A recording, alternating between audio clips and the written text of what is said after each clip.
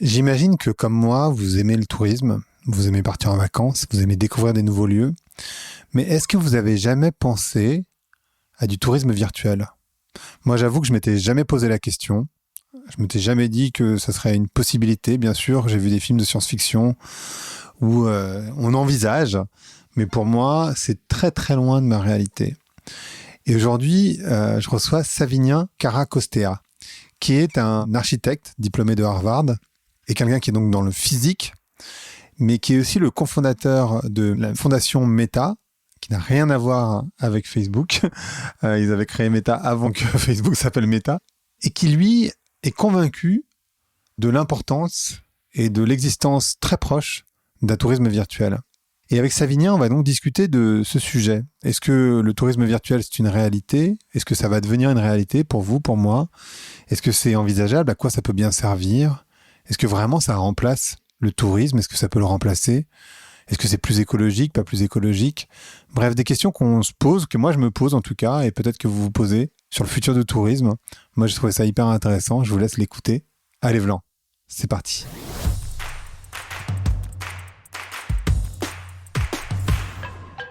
Donc, bonjour à toutes, bonjour à tous. Bonjour Savinien. Comment tu te sens aujourd'hui?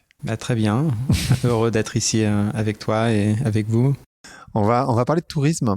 De tourisme virtuel en particulier, qui est un concept pour moi aussi, mais qui est un sujet que les gens n'ont pas forcément en tête, ou mal en tête, ou à part avoir vu des films éventuellement. C'est quoi d'abord peut-être l'historique du tourisme? Comment ça a évolué ce tourisme? Parce qu'en fait on prend ça aujourd'hui pour acquis, mais finalement c'est assez récent quand on y pense. Les premiers congés payés, ça date du XXe siècle. Donc, j'imagine que le tourisme, c'est quelque chose qui s'est construit sur les dernières années, entre guillemets. Oui, mais donc, disons, nous, on a retracé un peu les origines du tourisme de masse tel qu'on le connaît aujourd'hui aux expositions universelles au milieu du 19e siècle à Londres, à Paris.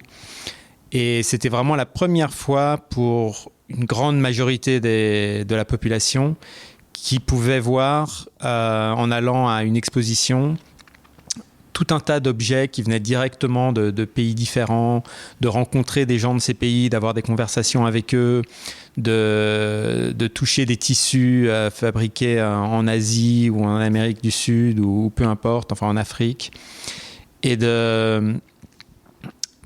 de pouvoir voir un peu, avoir accès, avoir l'impression d'avoir vraiment voyagé dans des différents pays, différentes cultures, dans un monde où avant vraiment il n'y avait pas vraiment même de livres c'était encore un peu avant les débuts de la photographie, donc c'était vraiment très abstrait les informations qu'on avait avant, et là tout d'un coup ça devenait quelque chose de très réel, où on pouvait voir des gens, parler avec eux, toucher des objets de là, entendre des dernières innovations, de l'artisanat et tout ça. Et donc depuis, ça a vraiment évolué plutôt d'abord autour de guides, de cartes postales, de choses comme ça. Et même les origines du guide Michelin, c'était vraiment un peu à l'origine les premières voitures qui avaient des pneus Michelin. C'était de donner une raison aux gens d'utiliser leur voiture en allant à des restaurants qui étaient peut-être un peu plus loin de leur petit village. Ouais. Voilà. Donc c'était un prétexte encore pour faire les gens sortir de chez eux. Donc c'était déjà un peu surmonter la crainte de quitter son environnement connu. Mais sinon, après, c'était vraiment avec l'exposition universelle à New York, milieu des années 60, où il y avait le TWA Airport Terminal qui s'est construit. C'était vraiment un peu la modernité. Voilà, on a maintenant des beaux terminaux d'aéroports.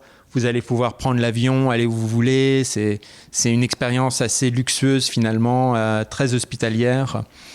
Et c'est à ce moment-là, vraiment au milieu des années 60, qu'on a commencé à prendre l'avion un peu comme si c'était un voyage plutôt local. Enfin, c'était je vais aller passer le week-end ici, je vais aller passer une semaine là. C'est devenu très pratique, très bien vu d'aller un peu partout dans le monde. Et donc depuis ce moment-là, on a vu aussi que l'économie du tourisme a augmenté un peu partout dans le monde. Et ça a pris un tour quand même assez déplaisant, parce que cette économie n'était pas de faire une communion avec les gens qui venaient visiter, mais c'était de créer des produits qui étaient fondamentalement juste des genres de petits souvenirs, même pas fabriqués dans le pays. C'était un peu une surenchère de vendre des choses, d'extraire de la valeur des gens qui venaient visiter et de créer un genre d'expérience parallèle, un peu comme un amusement park, en gros, où on se met dans un bus qui te raconte quelques petites histoires, qui t'amène dans quelques sites touristiques et en gros, tu vas aller dans les grands magasins, tu vas aller dans les grands hôtels, des hôtels qui, de manière assez absurde, des grandes chaînes comme Marriott qui te promettent un peu ta maison, peu importe où tu es dans le monde. Donc l'idée, c'est tu vas de l'autre côté de la planète, tu restes dans un Marriott et tu te sens comme chez toi. Donc déjà, quelque chose de complètement absurde. Donc cette idée d'aller voyager, de découvrir le monde, petit à petit est devenue quelque chose, une absurdité totale, où finalement tu voyages, mais tu es constamment dans un genre de bulle de choses artificielles créées pour te faire sentir confortable, peu importe où tu es, et que tu puisses acheter quelques trucs qui n'ont aucune véritable valeur ou lien avec l'endroit en tant que souvenir pour ramener chez toi. Donc une économie entière basée autour de donner une expérience complètement fausse aux gens qui venaient. Et donc il y a quand même une polarisation où beaucoup de gens sortent des bulles touristiques, font un effort pour aller découvrir un peu par eux-mêmes, tout un tas de guides qui essayent quand même d'ouvrir certaines portes vers de l'authenticité, vers des lieux qui ont quand même un certain lien important avec les populations locales et tout ça. Mais voilà un peu l'état où on est aujourd'hui. On a vu cet été, l'été 2023, pour la première fois, des articles quand même pratiquement de manière journalière sur le surtourisme qui était en train de complètement détruire certaines destinations. Et ça se relie quand même à des choses assez improbables. Une série Netflix qui a lieu dans un petit village en Normandie, et le lendemain, tu as des dizaines de milliers de personnes qui veulent aller dans ce petit village en Normandie. Ouais. Et le village n'est pas du tout prêt, et ça cause des dégâts assez phénoménaux, parce que beaucoup d'endroits ne sont pas prêts du jour au lendemain à recevoir des gens qui viennent dans des grands bus et qui veulent rester quelque part, manger quelque part, prendre des photos, aller dans les mêmes sites où se sont passées les scènes de cette série. Donc, t'es allé un peu vite sur l'avion, parce qu'en fait, dans les années 60, l'avion, c'était... Et même, moi, je me souviens, quand j'étais plus jeune, donc j'imagine dans les années 80, c'était quand même un truc un peu de luxe. C'était pas donné à tout le monde, et aujourd'hui encore... c'est important de rappeler qu'il n'y a que 10% des gens sur la planète qui ont pris l'avion. Exactement. Parce qu'en fait, majoritairement, 90% des gens, ils n'ont jamais pris l'avion, ils le prendront jamais. Et donc, on se parle d'une frange de gens qui est limitée, mais qui s'est élargie en particulier avec tout ce qu'on appelle le low cost. Et ça, en fait, moi, et j'aimerais bien avoir ton point de vue, parce que moi, j'ai un point de vue assez partagé sur ce sujet. Parce que d'un côté, je me dis, c'est génial de permettre à tout le monde de pouvoir accéder ou en tout cas, ça a été, parce que maintenant, écologiquement, clairement, c'est pas génial du tout, mais enfin, en tout cas, tu peux te dire, ça a été génial de permettre aux personnes de plus ou moins tout type de revenus, mais en tout cas, en Occident, de pouvoir voyager, de prendre l'avion, de voir le monde, entre guillemets. Ce que tu viens de décrire, ce qui voit pas le monde, mais ça, c'est, voilà. Et d'un autre côté, c'est un désastre écologique, c'est un désastre culturel, ça peut être un désastre économique. Et du coup, j'aimerais bien avoir ton point de vue là-dessus, parce que, tu vois, moi, je suis un peu partagé sur... Enfin, pas trop partagé, parce que je me dis que clairement, finalement, écologiquement, ça n'a aucun sens. Et en même temps, te dire, en fait, c'est en allant découvrir l'autre que tu fais baisser le racisme, c'est en allant découvrir l'autre que tu t'enrichis, etc., etc. Oui. Je pense que pour des questions comme ça, moi, j'adore faire un peu des parallèles avec d'autres médias, d'autres milieux. Et si on regarde par exemple rien que le cinéma, avant on faisait des films qui étaient quand même produits pour être joués dans des salles.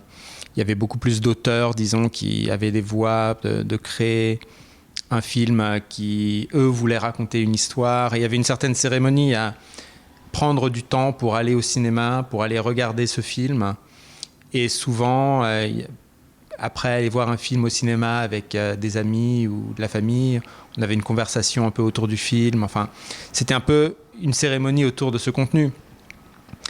Et avec la télé et maintenant tous ces services de streaming, le contenu est beaucoup plus produit en masse, sans trop de considération, plutôt en tant que marketing. Tiens, les gens aiment bien regarder ce type de contenu, donc on va produire plus de contenu comme ça.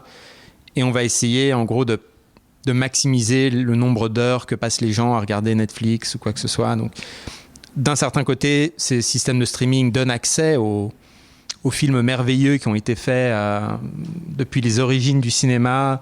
Génial, moi en tant que cinéphile, j'ai accès à tous ces films, je peux les regarder. Formidable. Mais en même temps, le vrai public de tout ça, c'est des gens qui vont quand même regarder ce qu'on leur propose, vont allumer la télé et il y aura plein de suggestions. Et ils vont passer du temps à regarder tout ce qu'on leur propose sans nécessairement essayer de se faire une éducation sur pourquoi est-ce qu'on me propose ces choses-là, qu'est-ce qu'il y a d'autre qu'on ne me propose pas. Donc je pense que c'est exactement la même chose pour le tourisme. Si on te propose à 60 € un voyage n'importe où, bah, tu vas voyager n'importe où sans trop te préparer, sans trop prendre ce voyage, donner de valeur à ce voyage. Ça va être quelque chose pour aller te distraire, pour aller changer d'atmosphère, mais tu vas pas vraiment te renseigner trop sur où tu vas pas vraiment essayer de bien comprendre, d'appliquer. Donc plus on ouvre ces expériences à un grand public, à un prix de plus en plus abordable, évidemment on donne accès à tout le monde. Mais c'est pas pour autant qu'on va créer plus de curiosité, plus de partage. On va juste créer de l'extraction de valeur où tu vas aller passer un week-end quelque part et en tant que tourisme qui arrive comme ça, toute ton expérience va être qu'aller dans des restos touristiques, des lieux touristiques, acheter des choses touristiques et tu auras été à un Disneyland, enfin peu importe, tu aurais pu regarder une série Netflix sur ce lieu, ça aurait été la même chose. Enfin, tu aurais eu la même expérience. Tu n'aurais pas pu mettre les photos des monuments avec ta tête dessus. Peut-être. Ah, mais tu peux. Je suis sûr que c'est quelque chose qui sera fait très bientôt. Hein. Ben oui, on va en parler. Déjà, voilà. On va en parler. Donc pour toi, ce tourisme de masse, parce que vraiment, tourisme de masse occidental, mais tourisme de masse malgré tout, il est destructeur de valeur finalement, destructeur de l'écosystème, parce que souvent les gens prennent l'avion ou à minima la voiture, et parfois la voiture pour aller à l'aéroport et l'avion pour aller dans la destination. Donc il est destructeur de l'écosystème et il est destructeur aussi au niveau local, parce que on détruit souvent de l'artisanat par exemple pour aller construire des chaînes d'hôtels finalement. Et on a vu aussi avec Airbnb, enfin dans tout un tas de villes, Barcelone de manière très notable, que toutes les régions centrales un peu historiques, un peu belles, se sont très rapidement converties en Airbnb et les populations locales ne peuvent même plus habiter dans leur propre ville parce que la ville entière est transformée en lieu pour créer une expérience authentique, entre guillemets, à des touristes. Mais encore une fois, Airbnb a commencé avec des très bonnes intentions. Au lieu d'aller à un hôtel, je vais aller habiter chez un local qui va voir un peu les livres qu'il a, voir un peu ses intérieurs, et il va me rencontrer, tout ça. Enfin, il va me donner un peu une perspective sur la ville. Et ça, c'est vraiment incroyable comme idée. Mais une fois que Les gens commencent à voir des Airbnb comme des investissements où ils vont créer un Airbnb de toutes pièces, un appartement qu'ils louent et qui vont essayer de mettre quelques posters que tout le monde adore, créer un lieu plus pour le touriste que pour eux-mêmes où ils habiteraient eux-mêmes. Ça devient une performance, ça devient un genre de parc d'attractions. Et ça enlève la prémisse même d'Airbnb qui est d'avoir une expérience plus authentique en allant vivre chez quelqu'un que d'aller à un hôtel qui finalement fait la même chose. Oui, précisément.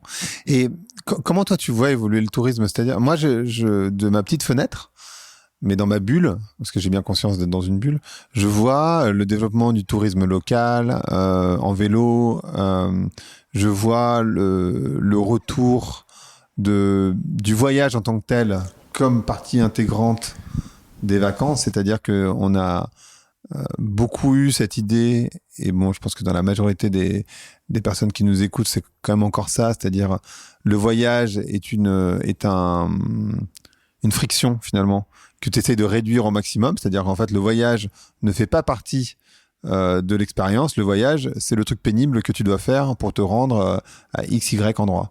Et alors qu'avant, les vacances, enfin ce qu'on appelait les voyages, c'était le voyage en l'occurrence, c'est-à-dire le fait de prendre le train, de prendre, j'en sais rien, une voiture, une motocyclette, ce que tu veux, enfin le moyen de transport que tu veux, pour te rendre dans l'endroit. Et en fait, sur le chemin, parce que c'était aussi à vitesse d'homme, plus ou moins, bah, du coup, tu avais une expérience. Aujourd'hui, évidemment, l'avion à un peu plus de 1000 km/h, quand tu fais du transatlantique, bah, tu n'as pas d'expérience, si ce n'est l'expérience pénible de l'avion. Oui. Et voilà. Mais ça, on voit très bien avec le TWA Terminal qui a été construit pour l'Expo universelle et pour, en gros, montrer un peu l'avenir d'un monde super interconnecté par l'avion. Où aujourd'hui, de manière ironique, depuis des dizaines d'années, ce terminal n'était plus accessible. Enfin, il pouvait plus être utilisé parce qu'il était conçu pour un temps où beaucoup moins de gens voyageaient.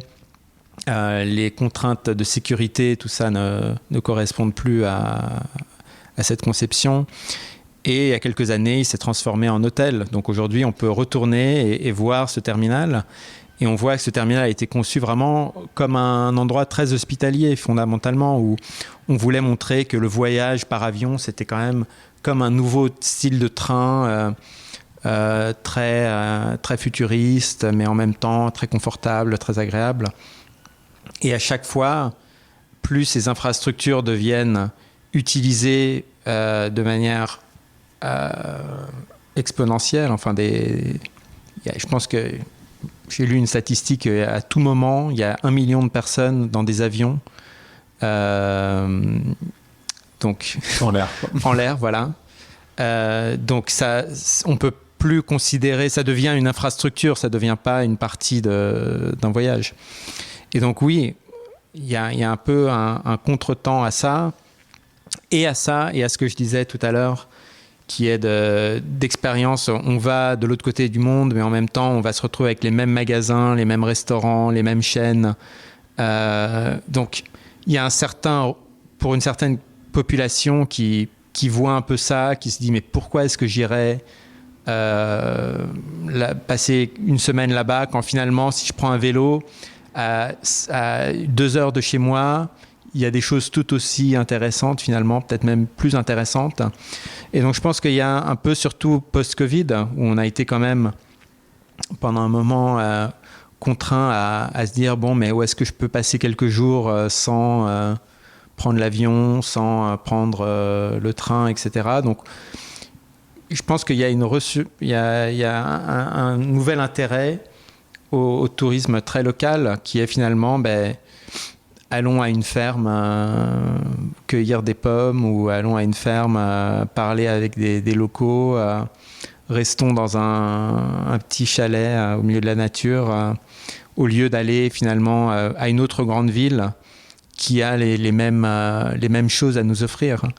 Et rien que dans les 10 dernières années, énormément de marques, que ce soit des marques de vêtements, de pâtissiers, de quoi que ce soit, dès qu'ils ont un peu de succès chez eux, vont commencer à ouvrir des boutiques partout. Et donc, encore une fois, si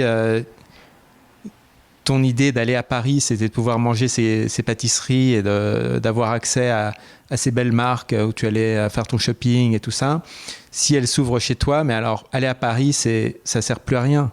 Enfin, de ce point de vue.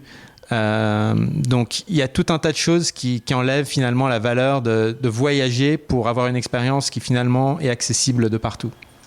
Et pour revenir sur ce que tu disais sur Airbnb, qui est très vrai, moi j'étais vraiment dans les tout premiers usagers d'Airbnb. Je suis allé interviewer les fondateurs d'Airbnb en 2009, je crois, en 2010. J'avais adoré les rencontrer. Je trouvais que l'idée était géniale. Et puis ça s'est complètement fourvoyé. Et je pense pas que ça soit leur faute à eux techniquement. Mais ce que j'ai remarqué, c'est deux choses. Airbnb et Pinterest, ça a aussi fait quelque chose que on pouvait ne pas s'attendre à avoir, c'est une uniformisation des maisons. C'est-à-dire, à part peut-être au Japon ou dans certaines régions, quand tu vas dans les appartements aujourd'hui, quelles que soient les villes, à New York, à Paris, à Londres, au Portugal, en Allemagne, en Espagne, en Italie, en fait, en gros, c'est les mêmes choses. C'est les mêmes genres de déco, c'est tout pareil en fait. Il n'y a plus de localisation finalement. Ouais. Ben, c'est une esthétique Airbnb qui est d'endroits un peu design, mais en même temps pas trop chic non plus, assez jeune. Tu veux construire un lieu qui est simultanément un peu soigné, mais en même temps pas trop soigné. Et fondamentalement, tous les meubles dans la majorité des Airbnb, j'imagine, viennent d'IKEA. Donc, encore une fois, on essaye de masquer ça avec des couleurs, quelques pièces d'accent, quelques plantes, quelques trucs comme ça. Mais c'est une esthétique. Je pense Instagram a été aussi derrière cette esthétique, un peu de choses un peu rondes, un peu coloriées, un peu rigolotes. Des couleurs pastel, des choses comme ça, un peu avec des influenceurs qui te montrent leurs propres intérieurs, qui sont sponsorisés par des marques. Voilà, donc c'est un peu un serpent qui se mord la queue. Mais c'est sûr que ça fait partie d'une des choses que je trouve que le voyage tel qu'on le connaît aujourd'hui uniformise énormément les destinations. Et c'est un vrai problème. Et alors, qu'est-ce qu'on devrait aller chercher dans le voyage ? En fait, ce que tu disais au tout début, c'est-à-dire dans les expositions universelles, on allait chercher de toucher des nouveaux tissus, de parler avec des locaux entre guillemets, et pas de manière. Alors bien sûr à l'époque, maintenant on regarderait ça comme une sorte de zoo, j'imagine, mais à l'époque en tout cas, c'était la seule ouverture qu'on avait sur l'extérieur, et en fait c'était déjà faire preuve de grande ouverture finalement d'aller dans ces expositions. Qu'est-ce que les gens devraient, qu'est-ce qu'ils cherchent, parce qu'ils cherchent des choses. Mais finalement, ils font autre chose. En général, ils cherchent à se reposer, ils cherchent à s'ouvrir, etc. Finalement, en fait, moi, j'avais eu cette expérience il y a très longtemps, mais avec une amie en Thaïlande où, en fait, elle en avait marre de manger local. Et elle avait voulu, je sais plus ce que c'était un burger ou une pizza ou je sais pas. Et moi, j'ai dit, bah non, enfin, en Thaïlande, on va pas aller manger une pizza, c'est complètement con, en fait. Ouais. Le pad thaï, c'est super. Mais tu vois, cette volonté de finalement, c'est bien la différence, mais pas trop. Donc, qu'est-ce que les gens devraient aller chercher quand ils voyagent ? C'est une question, je pense, très intéressante, et ça se relie vraiment à chaque personne. C'est un peu, faut se poser soi-même la question, qu'est-ce que je recherche en allant là-bas ? Et si tu sais pas, alors peut-être que c'est pas le moment d'y aller. Donc il n'y a pas de réponse universelle. C'est un peu à chaque personne de se poser la question, pourquoi est-ce que j'ai envie d'aller en Thaïlande, qu'est-ce que j'ai envie de faire là-bas. Mais de ma propre expérience, quand je voyage, je veux aller dans des endroits qui sont créés par un peu ce qu'on appelle ici les cultural drivers. Des gens qui sont de cet endroit, chaque ville de nos jours, je pense, a une culture propre à elle-même, même si elle est très influencée par les autres endroits. En tant que New-Yorkais, j'arrive très rapidement à voir si une expérience est est réelle ou si elle est créée pour prendre des belles photos sur Instagram, pour des gens qui arrivent à comprendre si c'est un endroit fait par des New-Yorkais, pour des New-Yorkais, et qu'il y a une scène de musique derrière locale, une scène de mode derrière locale. Si tu rentres et tu vois des gens habillés d'une certaine manière, tu sais que ça attire les gens de ce quartier. Mais même, parlons un peu de voyage. Ce qui est intéressant, c'est même sans voyager, il y a des gens qui sont des voyageurs et des gens qui ne sont pas des voyageurs. Donc, je connais des gens à New York qui, disons, font un peu la même chose tous les jours, ne quittent pas certains quartiers, n'ont pas vraiment une curiosité d'aller voir certaines expositions ou parler à certaines personnes. Enfin, tu peux être un voyageur dans ta propre ville, dans ton propre environnement. Et si chez toi, t'as pas une certaine curiosité d'aller découvrir certaines choses, de tester des nouveaux endroits qui s'ouvrent, de rencontrer des gens assez divers, ben, quand tu voyageras, tu n'auras pas non plus cette même curiosité. Donc, après, je ne dis pas que ceux qui n'ont pas une curiosité ne devraient pas voyager, que tu vois, chaque personne a les propres choses qu'il recherche. Et je pense que la grande erreur, c'est de faire les choses parce qu'elles sont disponibles.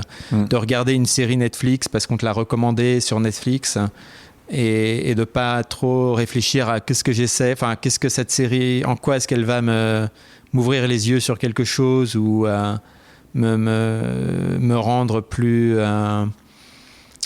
heureux en connaissant quelque chose de nouveau, enfin, sans pour autant dire qu'il n'y a pas des séries que tu peux juste regarder parce qu'elles sont rigolotes, hein. Voilà. Mais si ça devient juste quelque chose où on passe énormément de temps à faire quelque chose on ne sait pas trop pourquoi on le fait, voilà, enfin, donc c'est un peu ça, le voyage, c'est une extension un peu de notre découverte envers le monde, et si on ne veut pas découvrir ce qui est devant le seuil de notre porte, on peut voyager, mais ça devient aussi un peu de l'escapisme, un peu de se changer l'atmosphère de nos problèmes en allant quelque part d'autre. Ça fait penser, enfin, pour moi, la quintessence de ça, d'une certaine manière, mais dans ma tête, hein, je sais pas si c'est le cas, c'est un peu Punta Cana, où les gens ils y vont juste pour être sur une plage aux Caraïbes, qui est très chouette par ailleurs, mais avec beaucoup de misère autour, parce qu'il y a Haïti qui est juste évidemment sur la même île, et surtout, enfin, si c'est juste pour aller à la plage, tu peux rester. Enfin, je veux dire, on a des plages en France. Il n'y a pas besoin d'être jusqu'à Punta Cana. Alors, bien sûr, en plein hiver, tu vas plus difficilement en Europe à avoir du soleil, mais. Et ça fait partie d'une autre couche un peu de tout ça, qui est encore cet effet un peu réseaux sociaux 2.0, qui est que le voyage, c'est l'identité. Et donc, si tu fais partie d'un groupe de personnes qui passent leur été à une certaine plage ou qui vont aller à une certaine ville en Italie ou en Grèce ou quoi que ce soit, il y a une grosse pression sur toi de faire un peu la même chose et de poster sur Instagram que tu as été ici, que tu as été là, que tu passes tes vacances comme ça, que c'est un peu montrer que tu as les ressources de faire ça, que tu as le goût de savoir qu'il faut aller ici ou aller là. Donc c'est un peu une économie un peu basée autour de pression sociale, de correspondre à ta communauté, qui peut être une communauté assez artificielle, en tout cas superficielle. Voilà, donc si tu ne vas pas passer ton été là-bas, sur cette plage, à manger à ce restaurant, à aller à cet hôtel, à t'acheter ce sac à main, tu ne fais pas partie de notre communauté et donc, c'est une communauté assez artificielle parce qu'elle est créée à partir de publicités, d'influenceurs qui sont payés par des marques pour définir un peu quels sont les codes de cette communauté. Et donc, ça fait partie d'un grand type de voyage en ce moment, qui est un voyage uniquement de surface, de montrer à ton public que tu es capable de correspondre aux codes de ta communauté. Et donc, du coup, on se retrouve avec des situations complètement absurdes où il y a un endroit où tout le monde se prend en photo. Et quand tu vas à cet endroit, en fait, il y a une queue de gens qui attendent leur tour pour se prendre en photo Au là-bas. même endroit, ouais. Et donc, c'est complètement à l'encontre d'un endroit relaxant où tu vas aller te détendre. Non, tu vas aller là-bas pour travailler, à créer, à correspondre exactement à ce qu'on attend de toi. Donc, c'est aussi une couche un peu de l'absurdité du tourisme actuel qui est très manipulé pour créer des fils conducteurs. Et si on suit pas ces fils conducteurs, ben on n'est pas dans les codes de cette communauté, une communauté qui devient de plus en plus internationale, de plus en plus esthétique, comme on disait. Tous les Airbnb se ressemblent, tous les influenceurs aussi. Complètement. Et cette image que tu donnes du tourisme, elle est assez réaliste et en même temps elle est assez triste parce qu'effectivement on voyage pour s'intégrer de manière sociale, d'une manière ou d'une autre. Pour toi, comment va évoluer le tourisme ? En fait, on a touché deux mots sur le tourisme hyper local, ou en tout cas, le voyage refait partie du voyage. Enfin, je sais pas, c'est bizarre comme phrase d'ailleurs, mais où le voyage fait partie intégrante des vacances. Et est-ce que tu as l'impression que ce que les gens recherchent est en train d'évoluer vers d'autres choses, justement, des choses qui sont réellement plus authentiques, où du lien va se créer et pas simplement une sorte de faux lien avec... Ouais. Ça a beaucoup à voir avec la technologie. Et à mon avis, il y a une certaine polarisation qui se passe dans tous les milieux quand la technologie commence à s'en mêler. Donc, on regarde la musique, par exemple, où il n'y a pas si longtemps que ça, la seule manière, à part la radio, d'accéder à la musique, c'était d'aller acheter un CD. Et que tu sois un grand audiophile ou quelqu'un qui écoutait de la musique de manière assez sporadique, on allait acheter des CD de la même manière et tout le monde achetait des CD de la même manière parce que c'est la seule manière d'acheter de la musique. Et avec l'arrivée du streaming, tout d'un coup, toute la musique est disponible pour tout le monde. Mais d'un autre côté, on commence à voir des gens qui achètent des vinyles qui redeviennent très, très à la mode et très, disons, qui montrent qu'il y a quand même toute une catégorie de gens qui ont quand même envie de retourner à une conception d'écouter de la musique qui est plus, je vais écouter cet album et j'ai pas envie qu'il y ait des publicités en plein milieu ou j'ai pas envie qu'on commence à me changer d'album ou me montrer une playlist ou quoi que ce soit. Je veux mettre cet album sur mon tourne-disque, moi-même poser l'aiguille dessus et contrôler complètement mon expérience de comment je vais écouter cette chose. Pareil avec les magazines. Il n'y a pas si longtemps, les seuls magazines qu'on pouvait trouver, c'était des magazines en gros qui étaient remplis de publicités, imprimés sur du papier complètement pas très considéré. Et voilà. Et maintenant, la majorité du contenu de ces magazines, on les trouve facilement en ligne. Donc, il n'y a pas besoin d'acheter un magazine physique qui va rester sur ta table, qui est en gros que des publicités. Mais il y a un nouveau type de magazine qui est beaucoup plus indépendant, avec des papiers beaucoup plus beaux, une belle impression du contenu qui est plus considéré, qui est pas fait pour expirer au bout d'un mois, mais qui est quelque chose que finalement tu veux garder parce que c'est un sujet qui t'intéresse, tu vas le mettre sur ton étagère. Et donc je pense que c'est un peu pareil avec le voyage. Le voyage est devenu un média. On peut parler aussi de la mode avec le fast fashion où tu peux soit décider d'acheter des centaines de vêtements qui vont te durer quelques semaines, ou bien tu vas dépenser le même argent pour t'acheter moins de choses, mais qui vont avoir plus un lien avec toi. Et le voyage, je pense que ça va se passer un peu de la même manière. Il y aura une polarisation où, avec l'arrivée de toutes ces technologies de réalité virtuelle, Apple qui sort son casque de spatial computing dans quelques mois, cette idée de contenu immersif va complètement satisfaire les désirs de voyage d'une grande majorité de gens qui, finalement, si tu veux aller à Paris, tu peux te mettre le casque et tu peux facilement voir tous les sites touristiques. Déjà, aujourd'hui, à mon avis, il y a des vidéos 360 sur YouTube, que tu peux déjà avoir l'expérience d'être dans ces endroits. Cette expérience va ne faire que s'améliorer dans les années à venir. Et il y aura aussi toute une couche de connexion que tu peux faire, comme tu peux aujourd'hui avec Instagram. Si tu t'intéresses un peu à certaines communautés, tu peux aller trouver les comptes des gens qui sont dans ces villes. Si tu t'intéresses au vin, tu peux trouver les vignerons et les boutiques de vin qui s'intéressent à ça. Si tu t'intéresses à la musique, tu vas trouver les DJ locaux. Si tu t'intéresses à la céramique, tu vas trouver les céramistes locaux.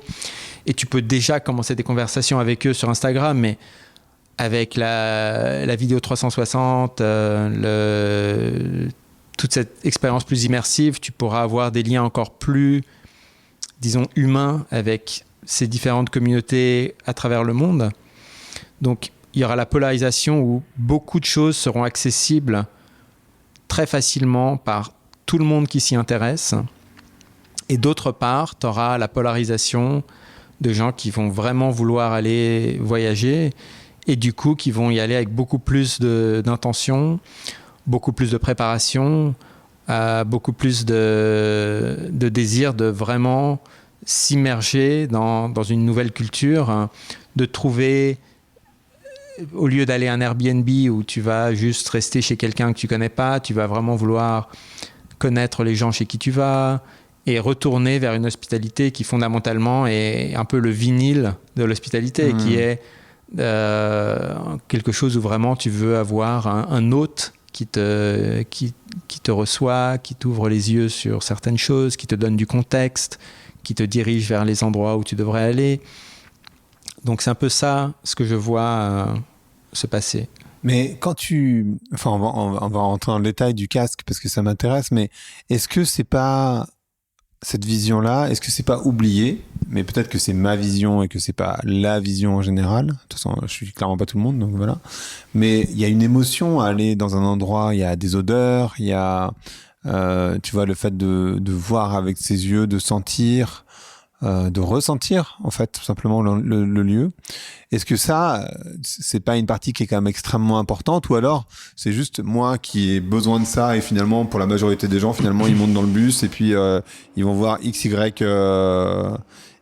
lieu Oui. touristique et puis ils s'en vont et puis ils se plaignent de l'odeur justement parce que finalement c'est pas si sympa parce que c'est pas comme chez eux.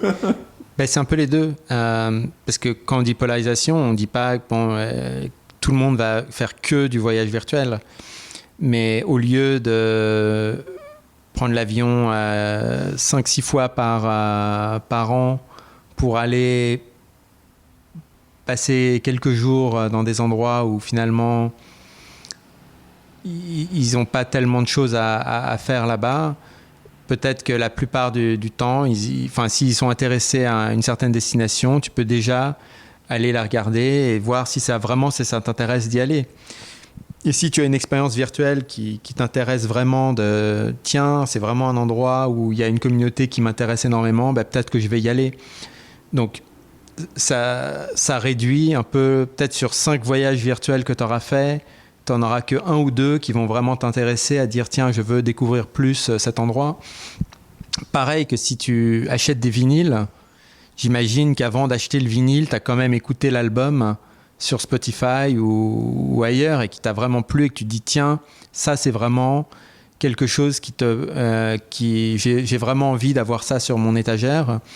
Donc peut-être que le voyage virtuel devient un peu une sorte de découverte, un peu très accessible, où au lieu d'aller regarder une série Netflix, tu vas aller te balader dans une ville ou dans un endroit, parler à des locaux, te renseigner sur certaines choses.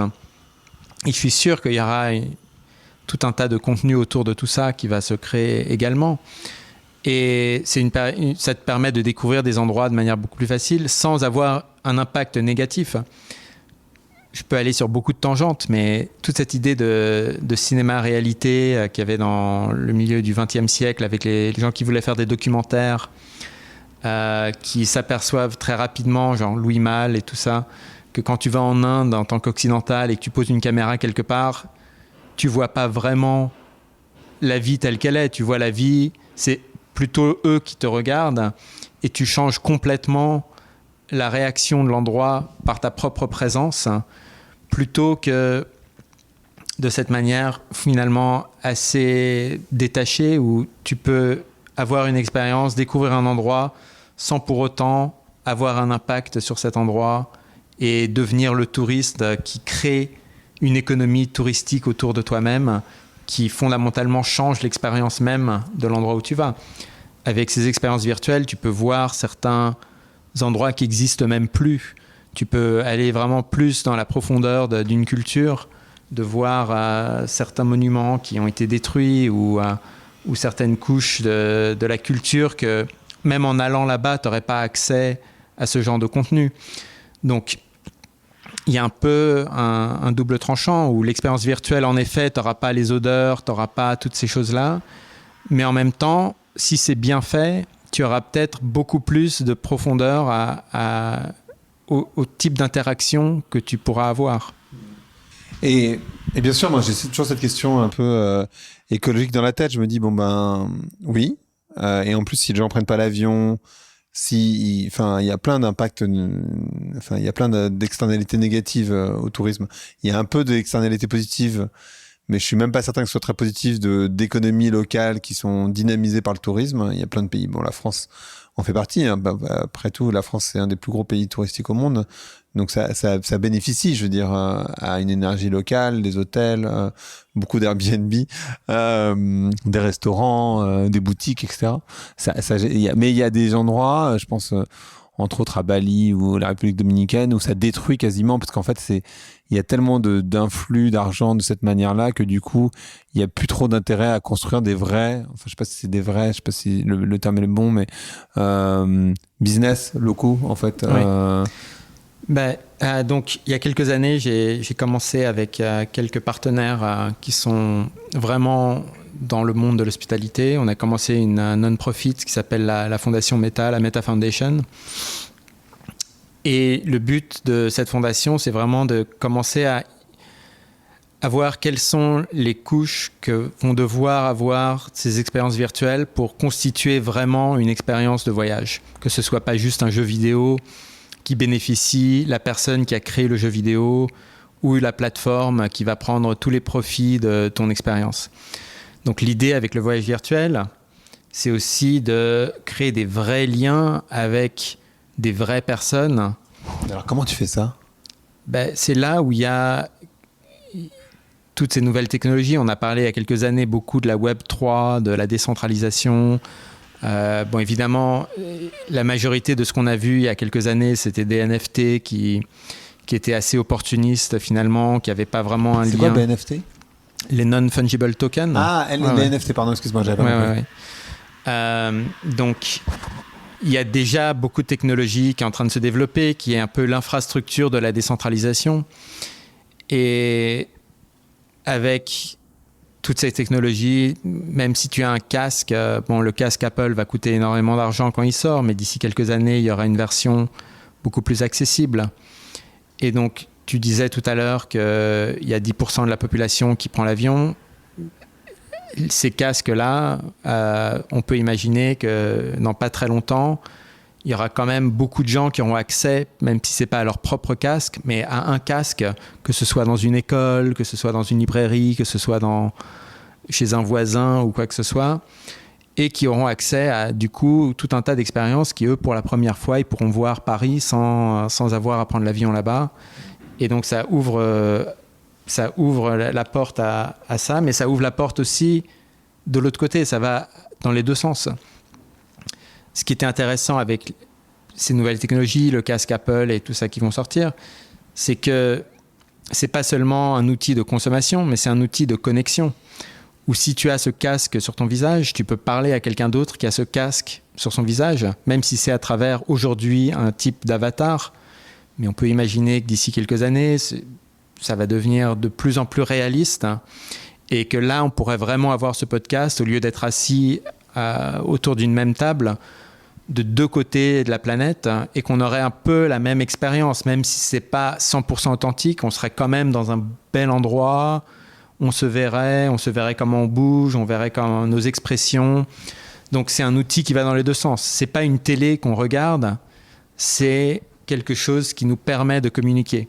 Donc si les gens ont accès à cette technologie, tu pourras vraiment communiquer avec ta communauté. Si tu es un céramiste au Portugal, tu pourras parler avec tes clients au Japon, aux Amériques, en Europe, partout où tu veux, et leur parler sur ton processus, leur offrir un cours de céramique que tu pourras monétiser. Donc, c'est l'idée d'ouvrir cette économie à des gens qui sont vraiment intéressés à ce que tu fais et pas juste à des touristes qui ont choisi Lisbonne par rapport à une grande liste de destinations juste parce qu'ils ont vu un poster dans la rue ou quelque chose comme ça. Mais ça va être des gens qui vont venir vers toi parce qu'ils sont intéressés par ton travail. Mais alors, attends, du coup, quand tu dis c'est une vraie conversation, mais ça suppose que le céramiste ou la céramiste en question soit disponible en ligne. Parce qu'en fait, comment, admettons, je suis japonais, je veux aller visiter la France et j'aimerais, j'en sais rien, aller visiter les boulangeries Poilane, par exemple. Bien sûr que je peux avoir une vidéo enregistrée de Apollonia qui m'explique Poilane ou pourquoi pas une boulangère ou un boulanger qui m'explique comment il fait du pain, les croissants, etc., etc. Mais c'est pas une interaction réelle dans le sens où je suis quand même en train de visionner quelque chose. Comment tu crées une interaction suffisamment crédible pour que tu aies vraiment la sensation de parler avec ou que tu parles vraiment avec cette personne en face de toi? Ben, ça va faire partie de l'économie comme ça. Donc, tu auras une version qui est la version préenregistrée de quelqu'un qui, à tout moment de la journée, va vouloir explorer ta boulangerie. Ouais. Et tu auras la version, si tu veux apprendre à faire du pain avec moi, mon cours est à cette heure-ci et tu pourras accéder à ce cours de partout où tu es. Et tu pourras me poser des questions en direct parce qu'à ce moment-là, je vais faire mon cours. Et si tu es au Japon, peut-être que ça veut dire que tu vas devoir te réveiller très tôt ou te coucher très tard pour faire mon cours. Mais tu auras accès à mon cours en direct où je pourrais te dire en avance, achète ces ingrédients. Et tu pourras vraiment, de n'importe où dans le monde, prendre un cours en direct avec Apolline Poilane. Alors du coup, ça veut dire... Et tu pourras, si tu es un boulanger à Paris qui fait ça, avoir accès à, au lieu de faire un cours pour des gens locaux qui sont là ce jour-là et disponibles, à tous tes fans dans le monde entier qui vont te payer pour prendre ton cours de manière virtuelle. Donc ça te crée une nouvelle économie où, fondamentalement, si tu fais quelque chose de valeur quelque part, tu as accès à un public international qui s'intéresse à ce que tu fais et qui va te soutenir en achetant ton cours ou en achetant du contenu que tu aurais préenregistré. Donc, c'est un peu ce qu'on voit déjà avec tous ces cours sur Zoom et tout ça, mais ça reste encore assez... rudimentaire. Donc, fondamentalement, toute cette idée des Airbnb Experiences, c'est quelque chose qui, pour la plupart, pourront être faites à travers des expériences virtuelles.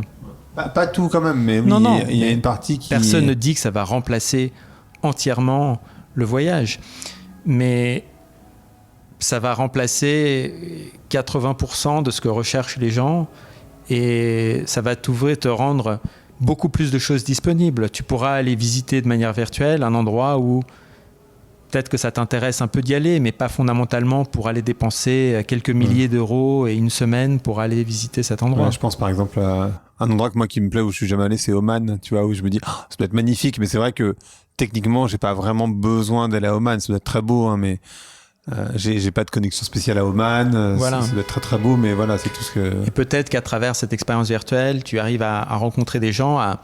Tiens, il y a quelqu'un, un boulanger à Oman qui t'intéresse, tu vas prendre un cours avec lui, tu vas lui parler, il va te raconter tout un tas de choses, il va te dire tiens, mais passe une semaine ici et tu peux être stagiaire chez moi, je vais te loger ici. Enfin, tu peux créer des liens qui vont finalement te pousser à y aller ou au contraire te dire bon, j'ai un peu vu ce que je voulais voir, c'est pas la peine d'y aller en personne.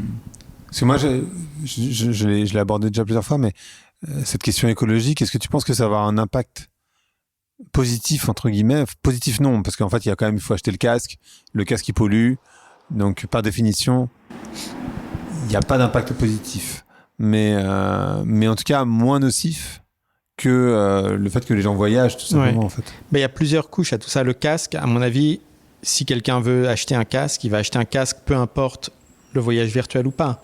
Parce que ce casque, en gros, ça va être l'évolution de ton téléphone que de toute façon tu as. Donc, au lieu d'avoir tout un tas de choses, tu auras moins de technologies, mais qui vont te permettre de faire beaucoup plus de choses. Donc, je pense pas qu'on puisse dire 3 avions égale un casque, et puis voilà. Oui, c'est ça. Le casque va être acheté, peu importe. D'un point de vue écologique, évidemment, toutes ces technologies ont un grand, surtout si on commence à parler d'intelligence artificielle, un grand impact énergétique.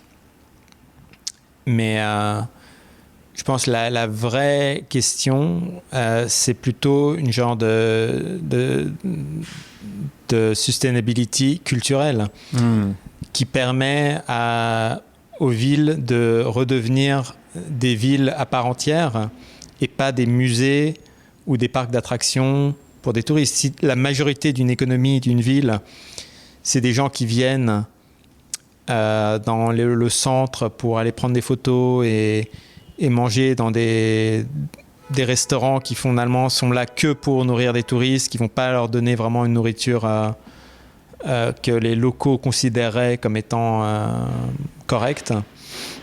Rester dans des Airbnb qui sont des endroits que les locaux ne peuvent pas habiter là-bas parce qu'on essaye de créer un endroit pour des touristes. C'est un peu redonner aux villes, aux cultures, un peu de place pour redevenir elles-mêmes et changer un peu la donne, où tu peux être quelqu'un qui n'a pas un magasin en plein centre et quand même avoir accès à un public international. La même chose s'est passée avec le travail. Avant le Covid, la seule manière de faire un meeting de business, c'était d'aller en personne, de rester à l'hôtel, de serrer la main à tout le monde, de rester autour d'une table de réunion. C'était un peu la seule manière de faire les choses. Maintenant, j'imagine, il y a énormément de ce genre de rendez-vous qui se font virtuellement. Bien sûr. Et donc, pour en revenir au disque, aujourd'hui, il n'y a pas si longtemps, la seule manière de voyager, c'était de prendre le taxi, d'aller à l'aéroport, d'attendre ton avion, de rentrer sur l'avion, d'arriver, de reprendre un taxi, de prendre une chambre d'hôtel. C'était un peu que tu sois quelqu'un qui voyage constamment, qui est très impliqué dans ces cultures, ou si tu es quelqu'un qui va pour la première fois, qui va juste passer 2-3 jours là-bas, de faire dans les bus touristiques, ton expérience de voyage était la même. Que de nos jours, on peut imaginer que les expériences de voyage vont être complètement différentes. Que tu as plus d'options. Tu as l'option de le faire virtuellement, tu as l'option de le faire en personne. Et c'est ça qui va créer un peu la polarisation.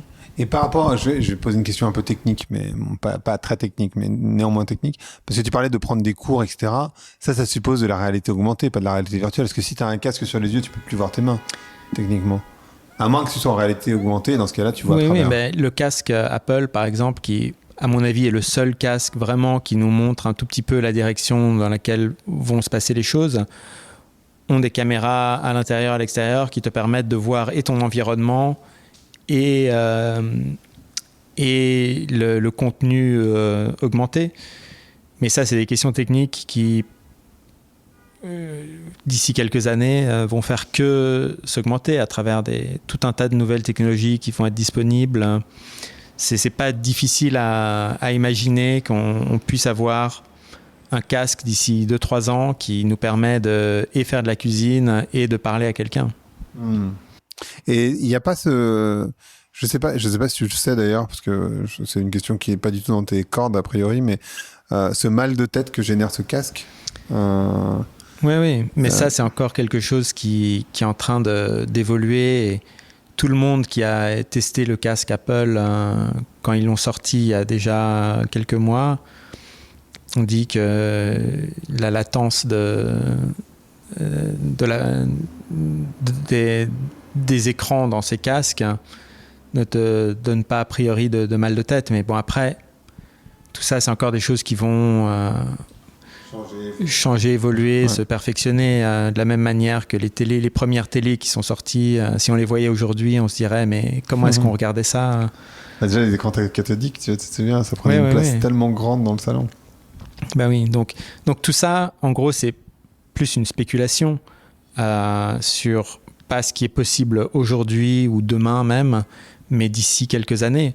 Mais il faut commencer à y réfléchir parce que si on ne se pose pas ce genre de questions, maintenant, on risque de se retrouver dans une situation où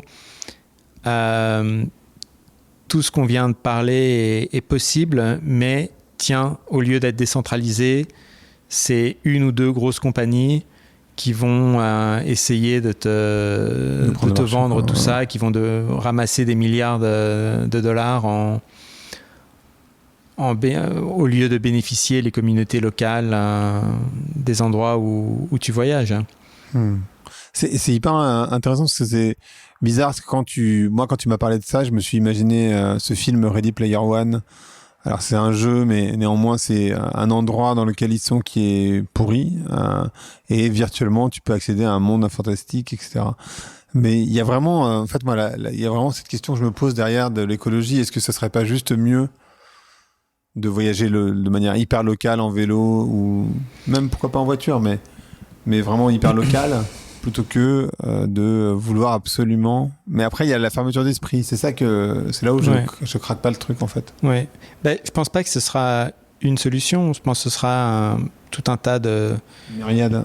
Voilà, donc, encore une fois, il n'y a pas une solution qui va satisfaire tout le monde, mais les gens qui veulent partir en voyage local en vélo, ils iront en vélo et peut-être que tu vas aller en vélo visiter ton propre pays et tout ça, et en même temps tu iras au Bhoutan une après-midi avec ton casque et tu parleras à certaines personnes là-bas. Peut-être que tu te commanderas un tapis bhoutanais que tu mettras chez toi parce que tu as adoré cette expérience. Donc je pense que c'est vraiment, il ne faut pas voir le réel et le virtuel comme étant deux mondes séparés, mais il y aura une fluidité entre les deux qui existe déjà. Enfin, déjà, quand tu ouvres Instagram et tu regardes tes amis qui ont voyagé quelque part, tu voyages virtuellement. Donc, ce n'est pas un nouveau concept de voyager virtuellement. Si tu ouvres Netflix et tu regardes Chef's Table, un chef au Pérou qui va cueillir ses légumes dans la jungle ou quoi que ce soit, tu voyages virtuellement. Donc il n'y a rien de neuf. Tu lis un livre qui se passe dans un autre pays, tu voyages virtuellement.